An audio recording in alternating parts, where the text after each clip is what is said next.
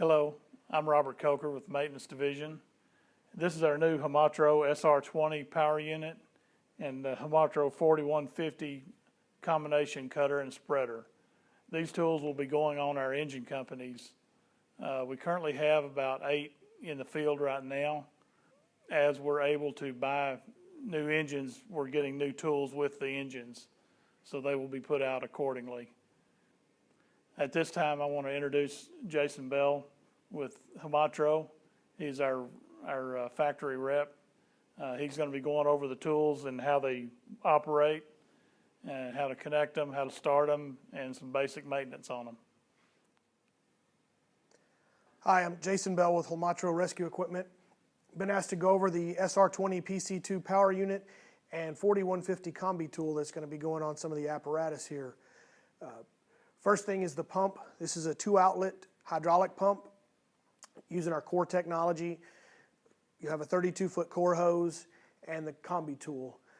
The pump itself is very similar to the other ones that are now in service here. It'll run 2 tools at one time, doesn't interrupt using one side or the other. It doesn't matter which side you're plugged into. First thing we'll go over is a morning truck check with the pump. I guess first off bat would be your fuel check. On the black tank is the fuel tank. It is a vented cap, so unscrew the cap, check the fuel level, keep it full of straight gasoline fuel. It's not a mixed fuel. It has the fuel capacity to run for about 2.5 hours on a tank of fuel. The idle on the pump is set. It does have an idle valve on it, a throttle valve, but there's no need to adjust that. Leave it at full throttle all the time. It is locked down, so if you do check your pump and find the throttle to be loose or adjustable, notify maintenance so they can tighten that back up, because it should stay on high idle all the time. The hydraulic fluid is in the orange tank. We use only Hamatro hydraulic oil. Don't use any mixtures or anything substituted for that. Get it from your maintenance or from a Hamatro maintenance technician. There's a level indicator on the side of the tank with a maximum minimum range to work in. When you're checking this, make sure the position of your tool, it should be almost fully closed with about 1/4 inch or so between the tips. That will indicate the amount of fluid in the tool. The problem is if you check it with the tool open, you may get a false reading on the level. You fill it up with hydraulic fluid, plug the tool in and close it, and that will then fill the tank back up and overfill it. This vented cap will then vent fluid to the atmosphere. If that does happen, it's not a maintenance issue. It's equaled itself out. You'll just have a small mess to clean up. But check the fluid again with the tool in the partially open position. Once you've checked the levels, move down and check the motor oil level. We use a straight 30 weight small engine oil. There's a port actually on either side you can check. Unscrew it. There's a dipstick that will show you operating range. Keep that in check. Once you've done that, there's an on-off switch located here below the fuel tank. If you reach in without looking, you'll feel a indicator on the switch. If the indicator is pointing over toward the pull rope, then it's in the on position. It is an easy start engine, so there's no need to jerk on it. You can actually damage it by jerking on it. It's just one smooth pull. May take a couple of pulls to prime it, and you're ready to start. Once it's running, the choke is located on top of the carburetor. You can turn that to half choke, let it run for a minute or so, and then all the way over to completely off.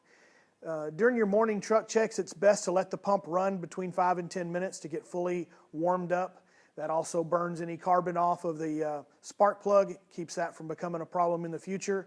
What we recommend is when you begin your truck check, pull your small engines off and start those and let them run while you continue the rest of the check. When you completed your other equipment, then shut your small engines off, and that gives them time to warm up. You can then top the fuel off and put them back in service.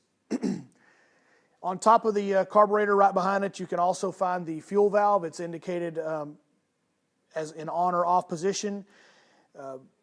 At this department, recommendation is for you to turn the fuel off when you complete your operation of the unit. Let the unit run about another 15 or 20 seconds, not till it shuts off, just another 15 or 20 seconds, and then turn the unit back off.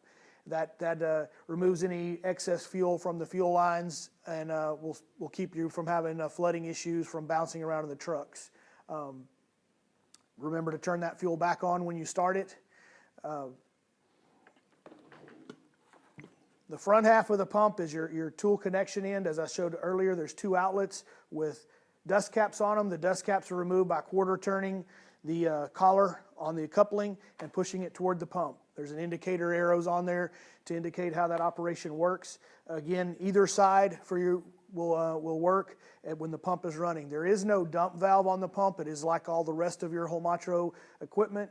It utilizes our core technology, which doesn't need an on-off valve. So if the pump is running, these outlets are hot and ready for use.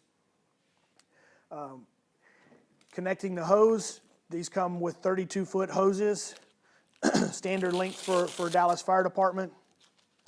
They have a male and a female end, dust caps on each end. On the male end that plugs into the pump, just pull it straight off, line it up, and plug it in to the pump system. You're now flowing fluid out to the end of the hose, and it's returning back to the pump. If you were to have an issue with being able to hook up a hose, you couldn't plug it in for some reason, very unlikely, but possibly could have pressure in the hose from temperature changes or other conditions. There is a device mounted onto the pump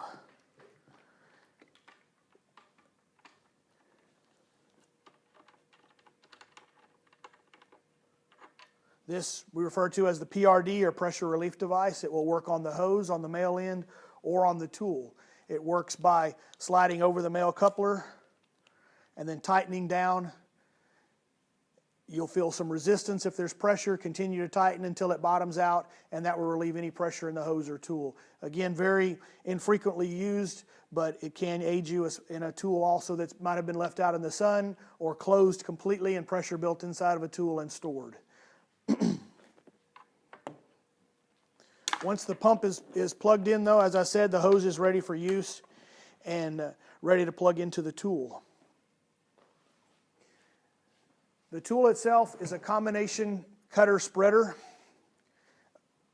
Has a 14-inch spread and a 9-inch cutter opening. You need to make yourselves aware that the cutter opening doesn't go all the way to the end of the tool. The top 2 inches of the tool is a spreading or squeezing surface, so when you're cutting material with the combi tool, you have to keep it in the cutter blade portion of the tool if you want to complete cuts. The tool develops about 7,500 pounds of spread force out here at the tips, so it's a very adequate spreader for removing hinges, opening hoods, opening doors, making entry into buildings or vehicle extrication work.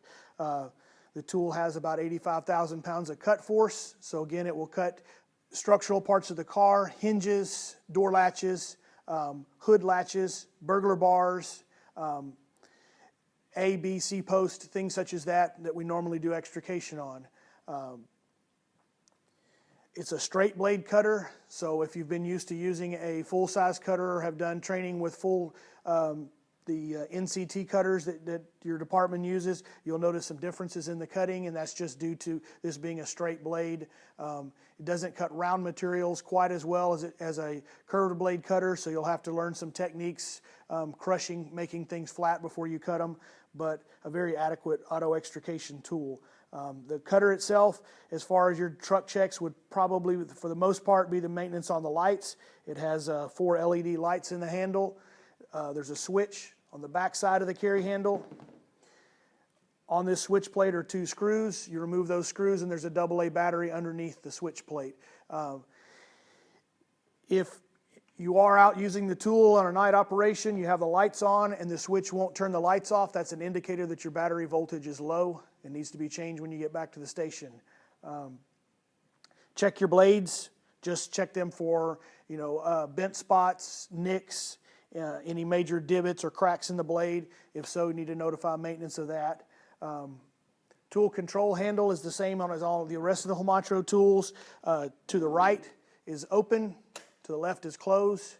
It's the dead man control handle that all the other tools use, so you let go, all your operation is going to stop. The hose itself, check it every day for, again, nicks, cuts, scratches. Check the outside of it for any of that, any abrasions. You need to notify maintenance for them they can come check on it. Your couplers, just lubricated with any type of oil or silicone lubricant. Keep them clean with soap and water. The female coupler on the bottom end of the tool, the dust cap is removed from that. Again, the same as the pump, by a quarter turn and sliding it toward the hose. The cap will come off. If it gets used in a muddy situation, clean it out with soap and water, re-lubricate it with some silicone or some type of penetrating oil, and it's ready to go again. To connect the tool, this can be done with the pump running or the pump off. It can be done before you hook the pump to the other end of the hose. There's really no set order to it, but it's just as connecting the hose to the pump. Line up the couplers and push it together, and it will snap in place. You can double check that the collar's locked, but it's ready to go. To disconnect, just like the rest of your Homatro systems, there's no need to go back and shut the pump down or interrupt any flow. It's just a quarter turn of the collar that will slide back and it will come apart, and you can go connect to the next tool.